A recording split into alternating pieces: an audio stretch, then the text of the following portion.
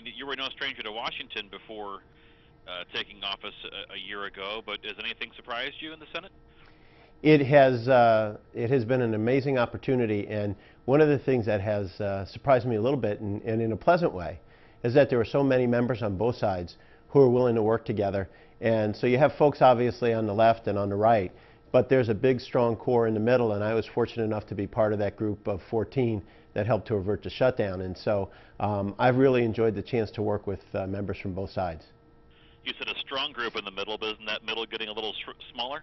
Well, not so much in the Senate. It is in the House, and we see that we've lost some of the members that have traditionally driven the middle part in the House. But in the Senate, it actually seems to be expanding a little bit. And so Susan Collins has been a great leader on the Republican side, and we've worked very closely to try to bring a number of members together. What about Senate rules in terms of how this has been progressing? We obviously saw the nuclear option invoked, if you will, for some appointments.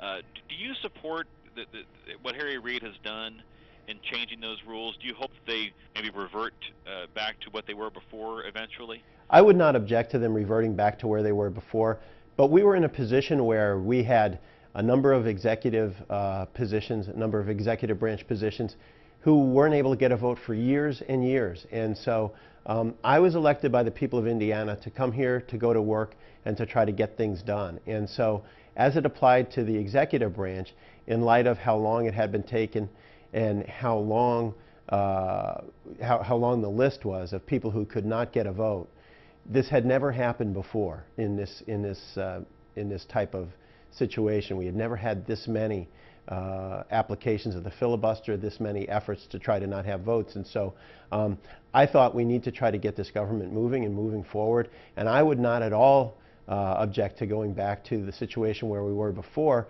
as long as we could try to work together. We've heard, as you know, since we're a Louisville TV station, we cover Senator McConnell Right. pretty closely as well, and he sort of gave a State of the Senate address, I think about a week ago, where he said that he would do that. What are your thoughts on both Senator Reid and Senator McConnell, if you don't mind, just in terms of how their leadership styles, and is it time for fresh blood, or what's your perspective on that? I think we are all hopeful that they can work together a little bit better this upcoming year. You know, I know they both have their own situations and agendas, but it's important to our country that they be able to work together, and that's why you know, some of the groups we've put together has been to try to let them know and to be supportive of them and saying, look, all your members have gotten together and support this. We would like you to lead us in these efforts. You mentioned the compromise last month. Are we going to be staring down the barrel of another shutdown possibility here? How do you see the next year rolling out as far as that's concerned? Well, we were able to, either today or tomorrow, we'll have a vote on the appropriations budget, which will give us a 2-year budget. I think we'll be able to get a farm bill done here in the next few weeks, which will give us a 5-year window on farm policy, which will be very positive. And so the only one that's a hang-up right now is the debt ceiling. And I am very hopeful that wiser heads will take a look at this and say, you know what, Republicans don't benefit from brinksmanship on the debt ceiling.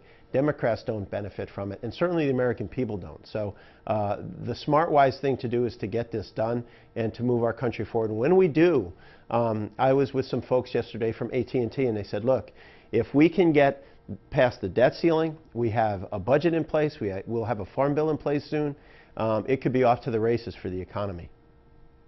You mentioned the farm bill.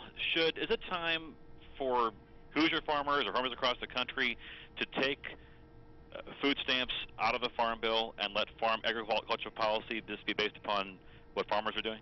Well, I think a lot of what the food stamps or the nutrition programs are is part of the agricultural community, that the products that are used in that, the products that are needed for that, come right out of ag. And by having it combined together, we are able, whether it's Indiana farmers or Kentucky farmers, to be able to get enough votes from some of the suburban and urban areas so that we can get a decent farm bill and a decent farm program put in place. And so I think that at the end of the day, when we're done here, we'll have a decent and common sense nutrition program where there'll have been significant cuts. The Farm Bill actually is the single largest reduction in the budget of any agency. It'll be in the neighborhood of $30 billion, and we'll have an appropriate nutrition program and also a strong farm and agricultural program as well.